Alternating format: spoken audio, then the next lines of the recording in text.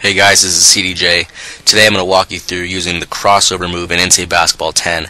This is in direct response to community members wondering, how can I get into the lane more effectively? They're running into a lot of turnovers or just unable to drive there with their point guard or guards. I'm going to show you what I use to get into the lane. This will get you some layups and dunks, but a lot of times you'll have to kick it out or take an open jumper. It won't get you layups and dunks every time, but it'll help you get to the lane and open up your offense. To begin with the crossover move, what I like to do is make sure I have a good point guard or guard on my team and make sure they're the one who holds the ball more often than not. When you go for this move, it works excellent in transition or on a fast break, but you can do it in the half court. What I like to do is I start by going to the right, and then when they start going one direction, you flick your right stick left. During this, it's not necessary that you hold down turbo, but I find the way I do it, I usually do hold it down. I let go when I flick the right stick and then hold down that turbo, which is R2 on PS3 or the right trigger on 360, to help me explode to the basket and make a move. In the video we see here, the Virginia Tech point guard, he's a pretty solid player, one of the better point guards in the game. Right now, what you see there is a step back move. That is, if you hold down the R2 right trigger, flick down the right stick, he'll take a quick dribble back out to get you an open jumper.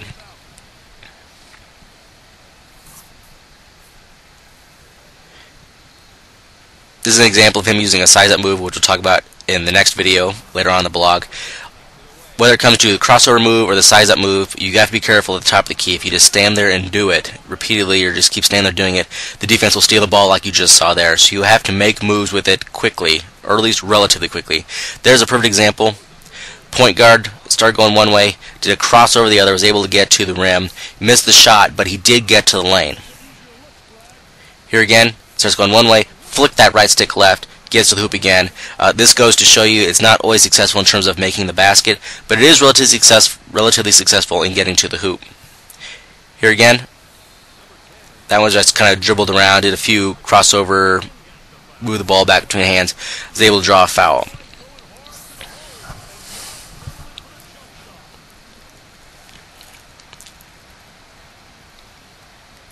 There's another example of it. Start going to that right side and then flick it left and hit turbo again.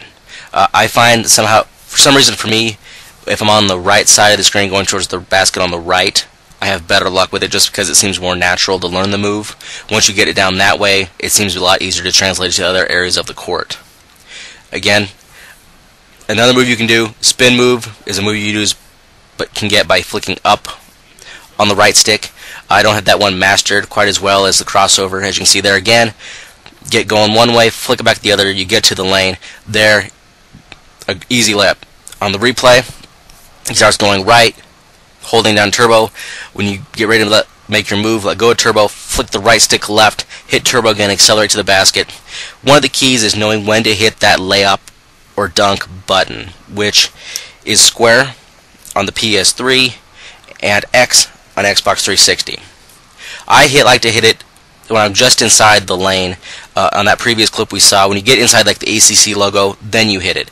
That's the problem a lot of people are having, is they don't know when to hit that. They seem to think it's kind of like the shot button, where when you get to the point where you want to shoot, you hit it. Well, the layup dunk button is, think of it more as a, I'm ready to execute a layup or dunk. And consider your carry, your gather up to the basket part of that move. It's not just the act of moving your hand up to the basket or dunking it in. It is you getting that one or two steps before you shoot the layup or the dunk. That was a perfect example there. If you use this move too often, you will get it pickpocketed. There, I used the crossover. I saw there were a lot of defenders in the lane, so I pulled up and shot a very quick jumper.